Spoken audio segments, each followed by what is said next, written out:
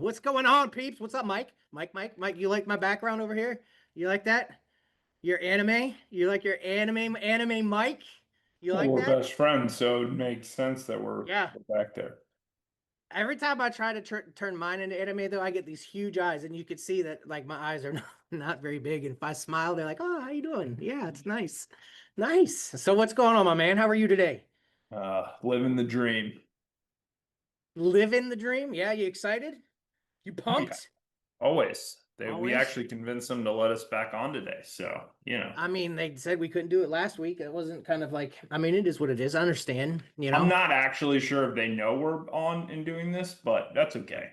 I mean, We're I sent something out, but that doesn't necessarily mean, I mean, come on. How often are we checking our emails, right? I mean, you only have well, 7,000 you get, if you if know? Jeff's inbox is any indication of 418,027 emails, then yeah, I'm guessing they never check it. Yeah, yeah. So I guess let's get moving. So today I think we got some pretty cool stuff we're going to show you. We're gonna dig into Beggins University first. Mike's got some new features that are in there that he kind of wants to show off along with a couple tools just to kind of get you a more acclimated to kind of what's available on Beggins University. But what I'd love first before we go, Mike, is I want to show of hands. I want something in the chat.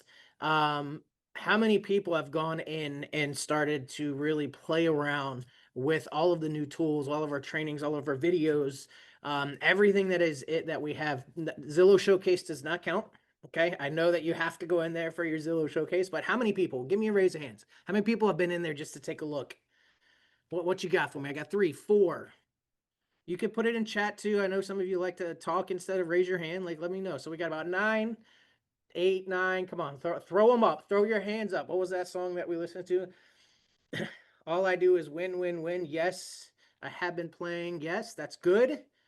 All right, that's nice. Very, very nice. Now, one more thing. Now you can put in the chat if you want. What is your favorite tool so far? I see Autumn said she's been playing around with the script thing quite a bit. That's fantastic. Branded content, awesome. Quick CMA, I love it, Herlon. I mean, that thing is so fast.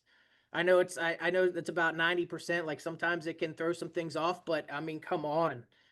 All right, use it yesterday to help create social posts. Fantastic. That's what we want, right? Marketing hub. Okay, man, these everybody's picking something different, which I love, Mike. That's That's what I want to awesome. see.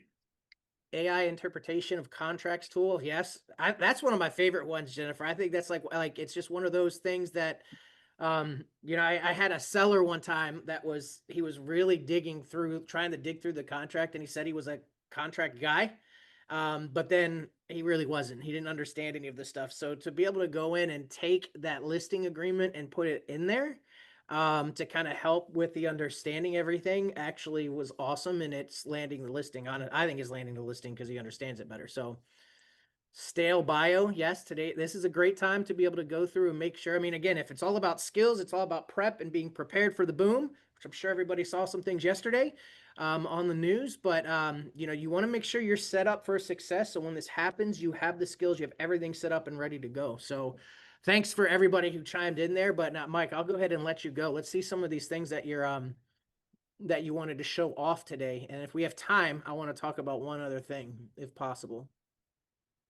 Yep. Let me share my Thank you. screen. Thank you, Mike. All right. So, we're adding stuff all the time, but I think one of the big things that I just want to walk through for those that want to do it, something that we have in here that is now fully working and I think is worth it is when you log in under profile, you're going to see this email integration option. And when you come here, you have the option to connect Outlook or Gmail. Obviously, our at C21BE or at C21BE3, that is Gmail based. With that being said, the way Outlook works, if I know Craig used to, some of you may actually use Outlook to manage your BE inbox. If that's your preferred method, you can actually still connect that email via Outlook. Or for most of you, you would just hit connect Gmail. And it's literally this simple. So I'm going to take you through what these OAuth basically your authorization process looks like to connect this. So you're going to hit connect Gmail. When you do that, it's going to open up and it may or may not show. I have a lot of different email accounts, but you Just a may not few. have that many. Just Hopefully a you don't. few. And you'll just select that, and then it will, say, "Hey, you're signing back in. Do you want to continue?" Hit continue, and then this is basically what you're giving permission for it to do, and I'll show you why that's important here in a second. And then you're going to click allow, and then when it comes back, assuming that it worked, which it should, it's going to show you that, hey, you've connected this email. Okay. Simple as that. Now I'm connected. Now, the reason that's important is because once I've connected that, when I go and use certain tools, so let's just go to the scripted tool because I know someone said they're using that quite a bit. Yep. You can ignore this. This actually won't matter to you because right now we are beta testing with Follow Up Boss, a feature to actually connect the CRM. You don't have to worry about this. This is not anything you have to concern yourself with at the moment. Same thing with this lead hub, which we can talk through in a minute. But once I've connected my email, now I'm going to go through the same process. So let's say I want to send a prospecting script. I want to send it via email, and I want to send it to an expired listing. I can, just as always, pick my tone. So let's just say I want to make this friendly and approachable. And then I'm going to hit generate script, just like I did before. Now, once I've connected my email, though, now I have some really cool things I can do. So here's the email script, but this send to client button appears. And now when I do this, it's going to pull in that email script. I can edit who I'm going to send this to, and then put in the client's email that I want to send it to. So in this case, I'm going to send it to Jimmy. Yeah, send it to me. Send it to me. And what's going to happen here is when I click send email, this is sending it from my email that I connected right to Jimmy. So I don't need to copy and paste. I don't need to go out. I can literally send an email right from here now that gets created for me. Same thing in Idea Hub, right? So if I come to Idea Hub and I want to, and we've got a more robust library of ideas for you now too. But let's say I want to do this topic here.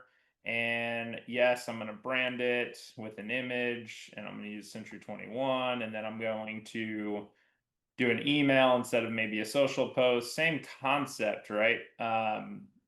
But again, I can now email this when this gets generated right from here. So I don't need to go anywhere else. I don't need to download anything. I don't need to copy and paste anything. It's going to give me the ability to actually send that email right to somebody. So just making that process a little bit easier to do, and especially like, if you, let's say you do have an assistant, you have a transaction coordinator, whatever. If I write the listing description, so let's say I come in here, I use our listing description tool.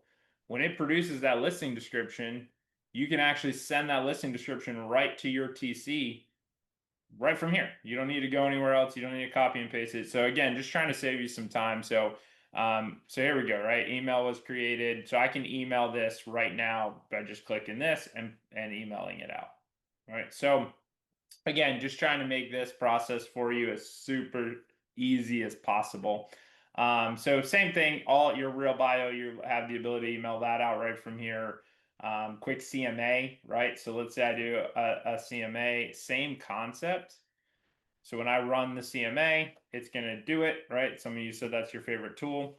Well, now if I want to send this to my client, I'm actually going to be able to do that right from here without having to go anywhere else. So hopefully that saves you guys some time and just makes the process a little bit easier. Also, I will show as well when this loads all the emails. So there it goes. And so now I can, oh, I think it might have disconnected my, did it disconnect my email? Let me see. No, it didn't. All right, I'll have to fix that. That's weird. It didn't. It's not picking that up. I'll fix that. Because this should actually pull this in and attach, and that may be the issue. I was doing some updates to this yesterday. I actually attached the PDF that gets generated, but all the emails as well that you get generated, you can edit those responses. You can edit the scripts. You can edit everything right from in here as well. So hopefully that helps. Now, another quick tool that I'll show you really fast is, I don't know if everyone's seen it or using it yet, but the Stage It tool for you that have listings and you have vacant listings and you want to virtually stage it. This is a tool I personally use a lot. And I know we have some teams testing this with other brokerages. They've been using this tool a lot. This tool will save you some time and money. So let's just say, for example, that I want to do, let's just pick a bedroom here. We'll do this room. So let's say this is a bedroom, right? And then I can pick what type of design I want. We'll just do modern and minimalist for this. I can pick a color palette. I can pick, how much furniture do I want, lighting. We'll just go natural and bright. Where am I targeting this listing for? We'll say families. I can add these other things. I don't have to, and then hit generate staging. Now this will take a couple minutes, so we can go and just go into the chat real quick while this generates. This will take you 2 to 3 minutes because of the complexity of the image, but this is going to virtually stage this image. And then once it's done, again, if I've connected my email, it's going to give me the ability to send this right to, let's say I need to update. I can send it to the listing team. I can send it to my TC. I can send this image wherever I need to send it right from here. I'm not going to have to go out, download it, or do anything else with it, as long as I've connected my email account, if that makes sense. So, but let's go into the chat while this generates, because that will Yeah. take a couple minutes. So the first one, let's see. Oh, Will the email actually went still fast. show? There it Will, is, though, there real you go. quick, just so you guys can see it. So boom, just like that, I had to generate an image. Now, I don't know about you guys, but I know the people I was using before to virtually stage, they were charging $20-$25 an image to generate. So should save you quite a bit of money, and this is all included. So you can come in here and do as many of these as you need for your listings.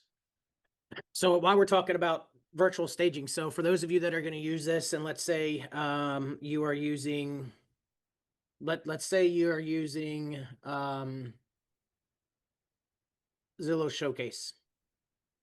Okay, so let's say you want to put these into your Zillow Showcase. You have to get these to your photographer. Okay, you cannot upload these to Zillow Showcase. Obviously, for MLS, you're able to get it to listings, put it in the order that you need to, and they'll be able to do it. But you have to get on a Zillow Showcase standpoint.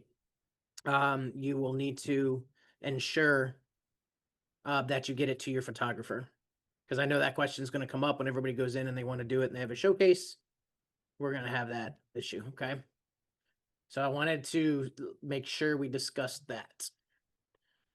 Let's see what let's see what questions we got real quick, Mike. Will the email still show up that you actual inbox or only in Beggins? So Autumn, like this is it's if you're attaching your Beggins email, does it show that it was sent, Mike? Yes, it Yes. does. It does show that Yeah, it's it's sent. it's using your actual email account. So if I go into my inbox, so I sent that email to Jimmy. Let me pull it up real fast. Yeah, I just did it too. It definitely Yeah, so if I come into my sent, you're gonna see I sent it to Jimmy. Right. So it'll show up in sent. All replies will come right into your inbox. If Jimmy were to reply, I'm gonna get that just like a normal email. It's just allowing you to send it right from there. Oh, real quick too, actually, on that front. Pull this back up here. Here's the other thing.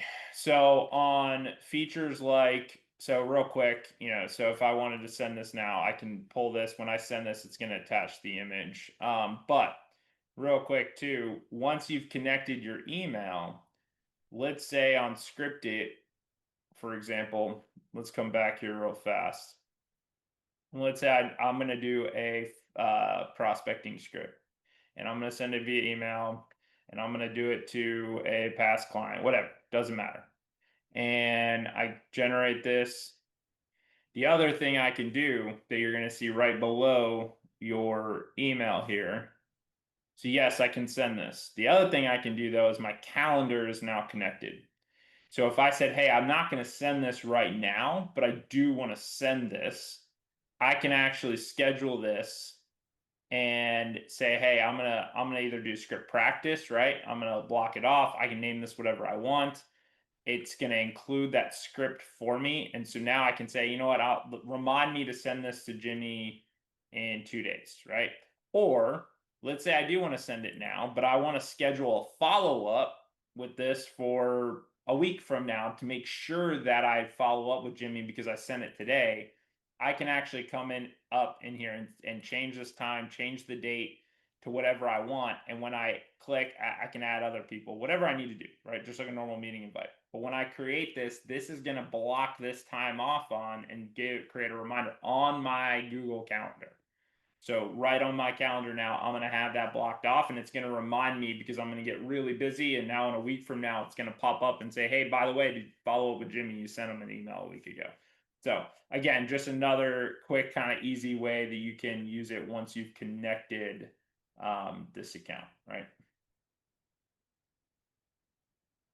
Sweet. All right, let's go through some more of these questions real quick. All right, there's a lot. Let's see. I've been playing with this, blah, blah, blah. All right, let's see. Can we send bulk emails? You can add multiple people with commas to send it out, but I would not try to use this to send hundreds of emails at one time. If you try to bulk email from your um, if you try to bulk email from your Beggins email address, or honestly, probably any regular email address, if you start bulk emailing and sending hundreds at a time, you have the possibility of getting blacklisted from sending emails if you do something like that. If you're going to send bulk to hundreds of people, I recommend to use Moxie Engage since that's the tool that we have. That is sent a little bit differently and is not all sent at one time, so it kind of staggers when it goes so you don't get hit. I have seen agents that have used their regular Gmail to do bulk emails and they get blacklisted and they can't get into their account. They can't do a lot of stuff. So I wouldn't use it for bulk email specifically. No, Herlon, can it connect to Moxie for my contacts and groups? No. no, I know not there is yet. an option up there when he went in to set it up for CRM integration. We are working, well, Mike is working on some things right now, but as of right now, Moxie does not connect to this whatsoever. Okay, so no groups, no contacts, nothing like that is going to be able to work for you. Yeah. Um, So the short answer there is that it is coming. Right now, the current Moxie system does not have an API that allows anything else to tie into it and send data and vice versa. So you can't do it at the moment. What I will say is I have full belief that as they transition to Moxie Rise, which is coming, we will have that capability. We are also in the midst, which is actually done, but we are building out something with Follow Up Boss specifically for our Zillow partnership. So for those of you that are on the Zillow team that are using Follow Up Boss, that will connect. You will be able to do things with that CRM and your leads that are coming into that system right from here.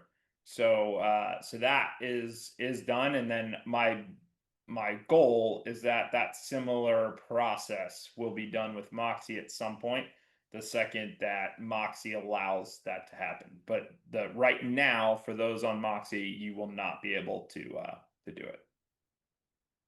let's stay on the email side. Let's see, Franz, you said, let's say under 20 emails. Is it the same message you're trying to deliver to 20 people? I mean, you could put as many emails, I think, as you want in that. I You just have wouldn't to though, separate because it when by you send commas. that, you're going to share. Don't do that because you're going to share. It copies everybody. It's going to copy everyone, and everyone's going to see everyone else's email address. That's number one. Number Yeah. two, the Can-Am spam laws are real, guys. Now, have I seen people actually brought up on charges like I have with TCPA? No, but they are in place for a reason. That's number one. Number two, if you do that consistently with your BE email or BE3 email, you're gonna get blocked. Google is very strict on it, and Yep. all it's gonna take is a couple of those people to report it as spam, and now you're gonna show up in everybody's email address Yep. as spam. So use your CRM for that. That's what it's there for. If you want to send mass email, do it that way. This is meant Yes. to be a personalized attack so that if I'm gonna go prospect today, and here's the reality. Yes, email is a numbers game, but the reality is if you're prospecting the way we teach you to prospect, you couldn't handle. Let's say I send 1,000 emails. I can't handle, let's say 100 of them reply and show interest. Most of them are going to take 7 attempts to actually get on the phone. How many of you are going to do 700? Policy. You're not, right? You're just not. It's not feasible. So I think you're going to be far better off having a more surgical approach and saying, hey, let me go after these 10 expired listings today. Let me personalize a response to them. Let me go after them. Now, tomorrow, let's say I don't get a response. Now I can go to the next 10, and that's manageable. So I would just say keep it manageable for the most part. And this is all going to keep you in compliance, and that's why we're not allowing bulk Right. email to happen right from here, so you don't get into compliance issues. Yeah, and I mean, I get it. We're trying to save time, right? We're trying to do some of that stuff, but don't bypass some of that personalization when trying to send it. There is no way of doing like a BCC using this system when you go through. Obviously, if you're doing a regular Gmail, I mean, again, I know we're trying to be as efficient, as possible and as fast as possible, and not have to do as much work. But sometimes the little things and the more kind of specific or more drawn directly towards whoever the contact and make it a little more personalized, I think is the right way to go. Um, let's see. So some staging questions, Mike. Sure. Well, really, someone, I guess the AI, did the AI know to delete the closet door? So that came up a couple times.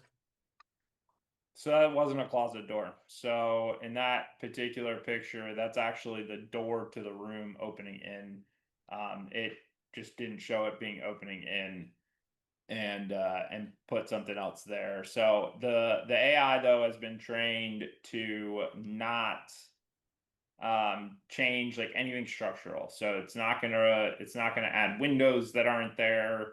It's not going to it's not going to add any architectural features that aren't there, but it's going to try its best to stage it the way that it would look its best, if that makes sense. So, is it 100% accurate? No. You may need to redo it, play with it a couple times. But yeah, but it just, you can definitely get it pretty good compared to what you want for sure.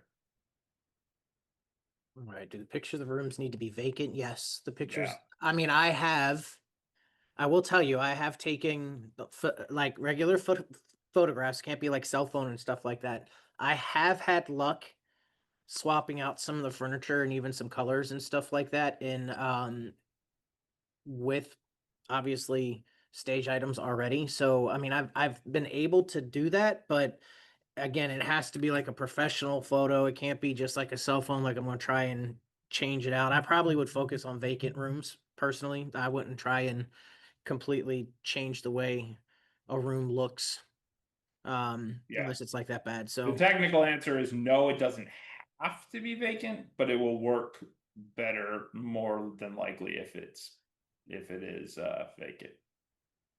all right, and let's just do this. And let's just finish talking about this. Look, it's still AI. You should still always validate what the email says, validate the CMA to see if it even makes sense, validate what your scripts are saying. There are ways to go in there and adjust some of those texts so it's more towards you. And on a and looking at like the virtual staging aspect, you if it doesn't come out the way that you want, go in and do it again. All right, it's going to pull something up different like every single time. So if it doesn't quite look the way it's supposed to, um, then go back in and do it again. Reverse prospecting, looking for a faster way when doing emails one by one via copy and paste. Any help? I mean, you can go in and download and you have to get their email addresses. And if you're going to reverse prospect, send it out via, depending on how many people you're sending it to. If it's only a handful of people and it individually send it out. If not, use Moxie, upload all the people that you want to send a blast to. You can put the listing link in there and things like that.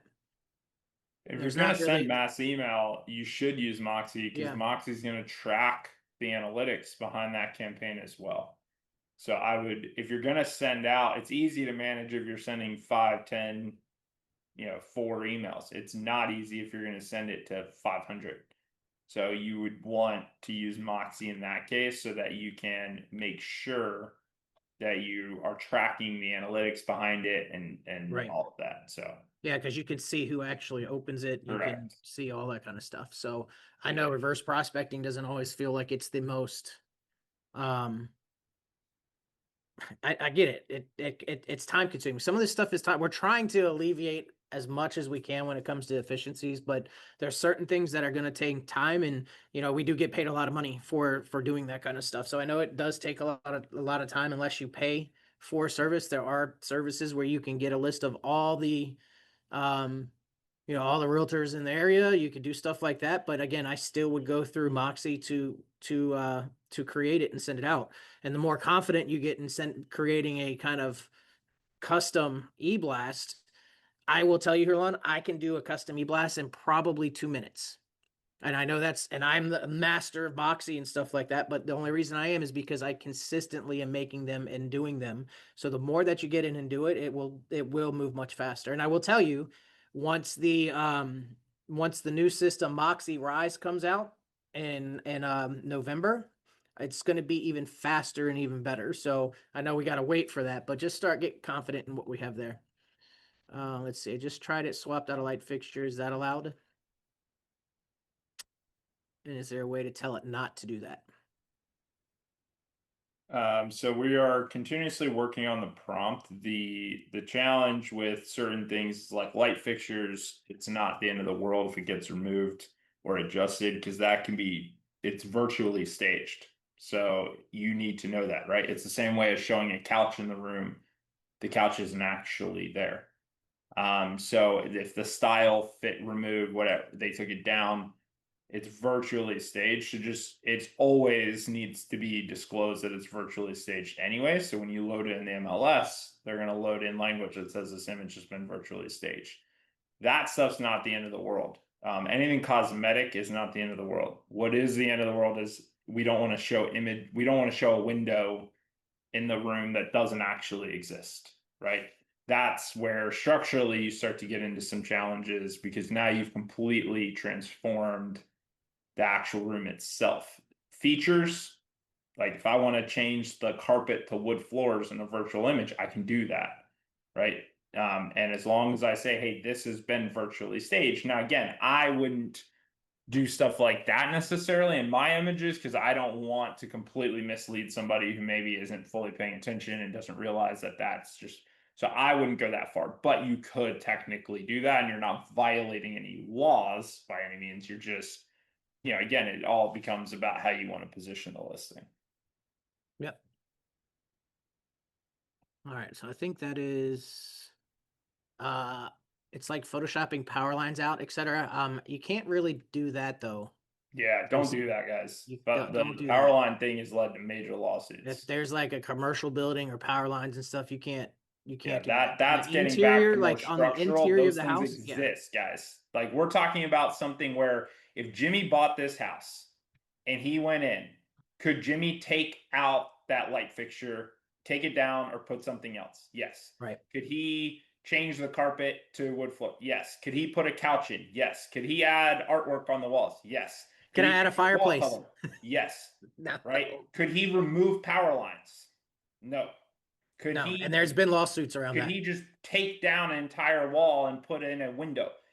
Possibly, but now we're getting into a gray area, right? So again, I think it just yeah, you use your logic here, but if something truly exists, do not pretend like it does that can't be fixed or removed. Do not pretend like it can be fixed and removed. Is kind of a general rule of thumb. Yep. All right. So let's see. So it won't anything that MLS does not. No, that's not the case. I mean, John. So it says it won't. I said this isn't Yeah. tied to MLS rules when you do it. I MLS know is that completely different. So you Yeah. have to So use your compliance of your MLS. We have a compliance team that's going to load in photos for you for this very reason, because if you yeah. send them a virtual image, Sam may look at that and be like, "Hey, no, you're violating this." So, but you should know that as well. And every MLS is different with their own rules, so you do want to make sure all of that. But All right, cool. So I know we're pretty much over time right now, but does anybody want to quickly want me to walk you through Okta verification that is going to be happening soon? Does anybody need me to kind of walk through real quick what that looks like? Okay. So what I'm going to do is I'm just going to share the PDF for right now because I'm not going to actually walk through it on my phone. Let me pull this up real quick. Or Google Authenticator, whatever you want to do. But my recommendation is to try to get in and set it up as soon as possible. You don't have to. They're going in alphabetical order for the entire company of Century 21. Every agent across the world that uses 21 Online. So I don't know if necessarily everybody uses 21 Online, but eventually it's going to get to the point when for the two-factor authorization, it's going to say, hey, what's the code for your Okta, for the Okta verification? Okay. And I don't want you to be stressed out when you got to go and create a CMA or you need to update a seller and you need your golden ruler report. And you want to get in there and you can't because you haven't set up the authorization because it does take some time to actually know. John, if you're in Brandon, I will walk through it with you. I know technology is not your friend, but I've walked through a couple dozen of this with other agents and we've been able to get in. So let me share my screen real quick and just walk through. Like I sent this out, by the way. I sent out the specific instructions on Friday. It was the tip of the week and it has a couple links in there. All right, are we seeing my screen, big guy? nope. Okay, maybe I need to try that again. Oh, I did audio. My bad. My bad. It's my first time using Zoom today. Okay. So this is what you want to do. You need to follow these steps in order. Okay, follow these steps in order. And the first one says to go, and this is just for Okta. If you go to my email, there's a link for the Google Authenticator, and there's instructions for that one too. Okay. First step, you need to download the app and make sure it's Okta Verify. I've had agents come in and say, oh, I downloaded the wrong one. There is an Okta app and there's an Okta Verify app. Okay, so this is what it looks like. Step one, download this app on your phone. Do not do anything else. Okay, and I'm going to say this real quick. So, Tom, you said, I believe I got that done yesterday with no problems. For you for this to work, open up the app and click the Century 21 or anywhere link that's in your app. And if it gives you a 6-digit code, then it's working. If it does not give you a code and asks you to sign up and set it up, you have not done it. It's not just downloading the app. The next step, and you're going to want this PDF open while you're doing it. The next step is you need to click on this link right here on your computer, not your phone. Okay, you click on this link and it's going to take you here to Anywhere's login. This is your Century 21 vanity username for 21 Online. Okay, so it's first.last name at century21.com. And you're going to have to log in like you typically would. It's going to ask for your username. It's going to ask for your password. It's going to do all of those things for you, okay? It's going to even ask you to probably send a text and get your two-factor authorization and get it in there, okay? So once you are into it, you can see here again on the graphic, you're going to log in, okay? You're going to enter your code and you're going to basically come to a page that looks like this. It's going to be pretty much a dashboard that is going to open for you. Once you have logged in here, okay, go to step number 3. Okay, this will be a second login that you have to do. Step 3, you want to click on this link. Okay, so step 1, download the app. Step 2, click this link, the okta.anywhere.re, log in. Step 3, click on this other link here. Okay, this is to begin the setup process. When I click this, it's going to do the same thing. It's going to ask for username, password. I'm going to go through all those steps one more time. So it's twice that you have to do this. Okay. Let me zoom in again. And as you log in, the next step here, okay, and this is all on your computer right now, you want to click a button that says Okta Verify, and you want to click Setup. It's this red button right here. I know you can't really see my mouse. You're going to click this, and then a QR code is going to pop up. Leave that QR code open on your computer. Now, after those 4 different steps, you're going to come over here to step number 5, which is actually on the app. No screen share. Can you guys see my screen, Mike? Yeah. Okay. Next, you're going to go here to your Okta app. You're going to click on it. And again, it has graphics on here to walk you through this. So you're going to click Get Started, click Next. You're going to click Add an Account. Then you're going to go to Organization, and you want to skip.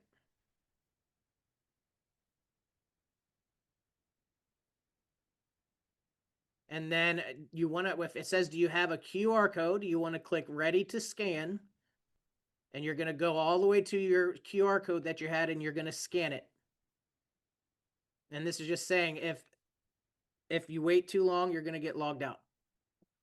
And then finally, it's going to ask you some questions. Do you want to do push? You want to do push notifications? Do you want, if you want to do that, hit allow. And what will happen is when you go to log into 21 Online and it says Okta Verify, you click, it's going to actually send you a notification on your phone. You don't have to worry about text or pulling up the app to pull it up. Enable Face ID or password confirmation. They say just say not now. And then once you're done, you confirm by clicking done. And to see if it worked, you can go back to your computer. That very first link that we checked on that had the dashboard, you will actually see a little green box on the bottom right here that will say you successfully enrolled in Okta Verify.